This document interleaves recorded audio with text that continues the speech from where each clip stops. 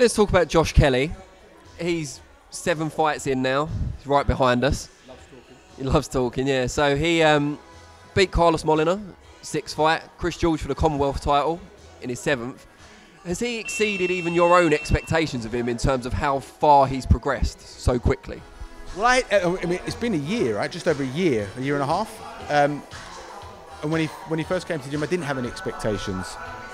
What became apparent was an ability that he had, and that his understanding of what to do in certain situations and his ability to do what he understands at such a professional, tender number is the most advanced I've seen. I don't think of anything other than world champion. So any fighter that I work with, I would want to consider them going on that journey to become a world champion. I can see that very clearly with Josh. There are obviously cracks in the road, just like the cracks of life. And it's about minimizing the chances of you failing by doing the right things on a daily basis. We've had a really good year and a half working together, and the next year I expect him to make the strides again that he's made in the last sort of 6 to 8 months. Let's talk about Mick Conlan. Obviously already a huge star on both sides of the Atlantic. Does his situation, being promoted by Top Rank in the US, having fights over here as well, or at least one so far of MTK, does that present any unique challenges for you as a trainer? His splitting his time and his focus between 2 separate continents? It's not his time and his focus is what goes on inside this ring and in the gym.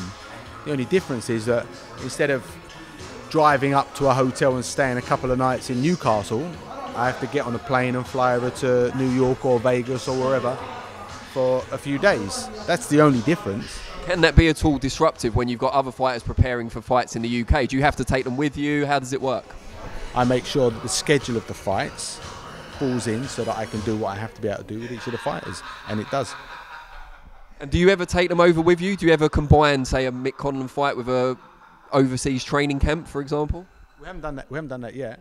Just giving you a great idea, then. No, you know, they're always up for a trip over to America, and they all get on so well. They all challenge each other, but because they're going through the same journey together, like any gym, they start to bond and they start to live vicariously through each other as well as on their own journey. And anyone that's boxed and has had friends in the gym, you always go and watch your friends fight, and you always get personally invested in it, and you're normally more nervous for their fights than you are your own. And they're living that, and it's all part of the journey. It's all part of the life they choose. And the training camps, no, there haven't been any American training camps yet. Training's here because the priority is getting ready for the fights, and there's so many important fights coming up that this is where we are. They've had their holiday, it's now back to work. Before we move on to some of the fighters, great fighters you've trained in the past, just one final question about your current team. You work with Shannon Courtenay at the moment. She's still an amateur, obviously. She works in her own amateur gym and trains with you here.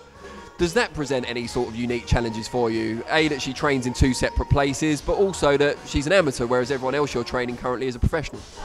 Well, Shannon's just started here, and I've got 2 assistants that also do some work with her. But at the moment, physically, she's on a different program because she's got to convert from being an amateur female into a competent professional athlete. So there's a transitional period that she's just at the start of, and that's where her focus is. What's, without meaning to sound rude, what's made you take that challenge on? Because you can pretty much pick and choose who you train. You're established, you're highly regarded in Britain and further afield. I'm not trying to flatter you here, but she's an amateur. There's not real... The way I sat there, I am. There's not any real return on investment from Shannon yet. It's more of a long-term project. So what's behind your motivation to take it on? I don't know. And like I said, at the moment, I haven't taken on a responsibility. She wants to turn professional. I've been speaking to her. She's very good at pushing herself forward, but she's got some ingredients that could certainly be translated into professional fighting, that's for sure. And it's the start of the journey. Have you ever trained a female fighter previous to Shannon? Kathy Brown. I don't know if we can say her nickname on camera, can we? Female dog, yeah. Yeah, and Kathy fought for the WBC title, which she got the raw end of a bad decision in Italy. She fought for the IBF title against one of the most successful female champions, Regina Halmich, and she put her down. She won the European title. And Kathy was a trailblazer for female boxers because she was in that first generation of female professionals. So there can be no, would you agree that there could be no greater time to start working with a female boxer, assuming she does turn professional and your relationship does turn out to be a long-term one? Because women's boxing is very much on the up at the moment. Oh yes, not just women's boxing, but the interest of women in boxing is, you go to any big shows now and the demographic has completely changed. So it'd be interesting. Like I think she could have an opportunity. I think she could achieve something, but she's not even on the first rung of the ladder yet, and so she's got to bury her head down, try not to run her gums too much yet until she's actually got herself established. Run her gums, bless you, bless you. Run her gums on social media, I'm pretty sure of that. Well, if you chat, you get, so we'll just leave it at that.